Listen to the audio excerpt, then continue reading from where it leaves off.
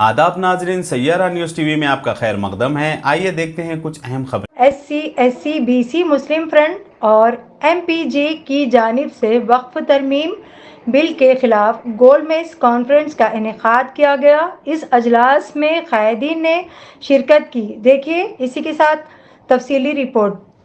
हैदराबाद में दलित, मुस्लिम और अन्य पिछड़ा वर्ग के माध्यम से आगामी सरकार की जो नीतियाँ हैं, खास करके वक्फ बोर्ड बिल 2024 का है, अनुसूचित जाति जनजाति का क्लासिफिकेशन है और अन्य मामलों को लेकर आज हैदराबाद सिटी में एक बहुत बड़ी एक राउंड टेबल कॉन्फ्रेंस का आयोजन किया गया। इस कॉन्फ्रेंस के प्रमुख आयोजक माननीय सनाउल्लाह खान जी रहे और इस कॉन्फ्रेंस में कई लोगों ने शिरकत करके सरकार के नीति और नीतियों के ऊपर सवाल उठाए। खास करके इस कॉन्फ्रेंस में आने वाला संभावित वक्फ बोर्ड बिल 2024 को किसी भी कीमत पे सरकार ने वापस लेना चाहिए। अनुसूचित जाति जनजाति का क्लासिफिकेशन की तरफ सरकार ने बढ़ना नहीं चाहिए और अन्य सुविधा उपलब्ध करके, चाहे दलित हो, आदिवासी हो, माइनॉरिटी हो, इनके कल्याणकारी योजना के प्रभावी रूप से अमल करना चाहिए। और इसीलिए हो सकता है कि आने वाले पार्लियामेंट के सेशन के ऊपर जो दिसंबर में होगा, जिसको विंटर सेशन कहते हैं, वो विंटर सेशन के ऊपर दिल्ली में इस मामलों को लेकर एक बड़ा आवाम का जलसा हो सकता है या मोर्चा हो सकता है। इस तरह का भी प्रयोजन करने का आज सोच विचार हुआ और इस तरह से एक बड़े लेवल पे आज का कॉन्फ्रेंस का सफल आयोजन हुआ। बहुत अच्छा। कैटेगराइजेशन का जो जजमेंट आया उसके ऊपर मीटिंग थी और इस बात को बड़ा गौर फिक्र करने के बाद ये बात तय हुई कि सुप्रीम कोर्ट के सामने इस सब कैटेगराइजेशन का ना कोई एम्पेरिकल डेटा था, ना कोई ज़रूरत थी, क्योंकि इसका डिस्प्यूट था नहीं। और जैसे सुप्रीम कोर्ट का जजमेंट आया, सुप्रीम कोर्ट के कई बार ऐसे जजमेंट्स आए जो लार्जर बेंच को प्रेजेंट हुए और प्रेजेंट होने के बाद वो जजमेंट रिवर्स हुए। जैसा ADM जबलपुर आया था तो उसको अभी पुट्टास्वामी जजमेंट में 7 जजेस एंड 9 जजेस उसको ये बोले कि वो जजमेंट गलत था। तो इस तरीके से सुप्रीम कोर्ट को बोलना चाहिए कि जो इशू है वो इंटरनल इशू है और उसको पॉलिटिकली एंड सोशली वो उसको देखना चाहिए, ना कि जजमेंट के तहत, क्योंकि जजमेंट होने के बाद फिर कॉन्स्टिट्यूशनली वो बाइंड हो जाता। बाइंड ऐसा जजमेंट होना चाहिए जो लॉ, इसका कोई लॉ से ताल्लुक़ नहीं है, ये कॉन्स्टिट्यूशनल राइट है।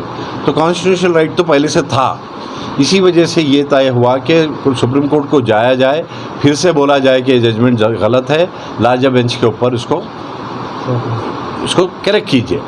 वक्फ के ऊपर ये बोला गया कि पुराने जितने अमेंडमेंट्स आए थे और इम्प्रूव हुए, पहली बार जो 1913 में एक्ट आया था, 1913 तक जितने बार वक्फ एक्ट को लाया गया वो इम्प्रूवमेंट ही हुआ। और ये जो एक्ट आ रहा वो वक्फ बोर्ड की पूरी नेचर एंड फैब्रिक जो स्ट्रक्चर है, उसका स्ट्रक्चर है वो ख़राब कर दे रहा। और केशवानंद भारती में इस बात को माना गया था सुप्रीम कोर्ट के तहत कि जो सोशल स्ट्रक्चर है और जो कॉन्स्टिट्यूशनल स्ट्रक्चर है उसको आप लॉ के तहत चेंज नहीं कर सकते। तो पार्लियामेंट को ऐसा कोई राइट नहीं है सो लॉ को ख़राब करने का, और जो अमेंडमेंट्स है वो वक्फ एक्ट को ख़राब करने के है, बेहतरी के नहीं है। आपको इसी को हक़ है तो इसको बेहतर करने का हक़ है। उस बारे में भी तय हुआ कि इसको पॉलिटिकली और सोशली आगे लेके जाएंगे। Thank you so much. इसी मुस्लिम फ्रंट और MPJ की जानिब से आज एक राउंड टेबल रखी गई। यह राउंड टेबल का सबसे अहम मकसद ये है कि वक्फ अमेंडमेंट बिल 2024, क्योंकि पिछले 10 साल से इस मुल्क के अंदर सनातन धर्म की हुकूमत है और उनके जो कानून वो बनाए जा रहे हैं तमाम के तमाम एंटी मुस्लिम और एंटी दलित, ये समझ से बाहर है कि वो लोग चाह रहे हैं क्या। ऐसा महसूस हो रहा है कि आने वाले वक्त में ये लोग इनकी हुकूमत में इस मुल्क से दस्तूर को ख़त्म कर देंगे और दस्तूर हिंदुस्तान की एक ताकत है, उसको बचाना आप हम सबका फ़र्ज़ है। दस्तूर को बचाने के लिए हम तमाम हिंदुस्तान के सेकुलर से, दलित से, BC से और मुस्लिम से अपील कर रहे हैं कि वो रोड पे आएँ और एहतजाज करें, ये हुकूमत के ख़िलाफ़ में अपनी ताकत का मुजाहरा करें। ये अदा करना चाहिए जिन्होंने कोशिश करके हम सभी लोगों को कुछ बुनियादी मुद्दों के ऊपर सोच विचार करने के लिए मजबूर कराया, इसलिए उनका तालियां बजाकर हम शुक्रिया अदा करते हैं। जिस तरह से ये प्रोसेस चल रही है तो मैं भी कोई लंबा चौड़ा भाषण नहीं दूंगा, लेकिन बेसिक मुद्दों के ऊपर हमने सोचकर आगे क्या करना चाहिए इसके ऊपर जरूर कुछ बातें करनी होगी। 2-3 बातें हैं। एक तो वक्फ बोर्ड का बिल हमारे सामने है, classification of schedule caste and schedule tribe, ये 1 अगस्त का सुप्रीम कोर्ट का फैसला है, वो भी हमारे सामने है। तीसरा मुद्दा जो शायद छूट गया होगा, बीजेपी का एक नया हथकंडा है, वो है ट्राइबल का डीलिस्टिंग, आदिवासियों का डीलिस्टिंग। और चौथा मुद्दा है ओबीसी का सेंसस, जातिगत जनगणना। ये 4 मुद्दे हैं। अब उसके साथ पॉलिटिकल मुद्दा जुड़ा है, वो वन नेशन वन इलेक्शन। ये 5 मुद्दे वर्तमान समय में बहुत अहम रखते हैं भारत के राजनीति में भी और सोशल फ्रेमवर्क में। अब इसमें वक्फ बोर्ड के बारे में तो आप लोग बहुत सारे जानते भी हैं, समझते भी हैं, लेकिन इससे 2 बातें उभर कर आई। एक, बीजेपी संघ परिवार करना क्या चाहता है और हमारी कमजोरियां क्या है, ये 2 बातें उजागर होती जा रही है।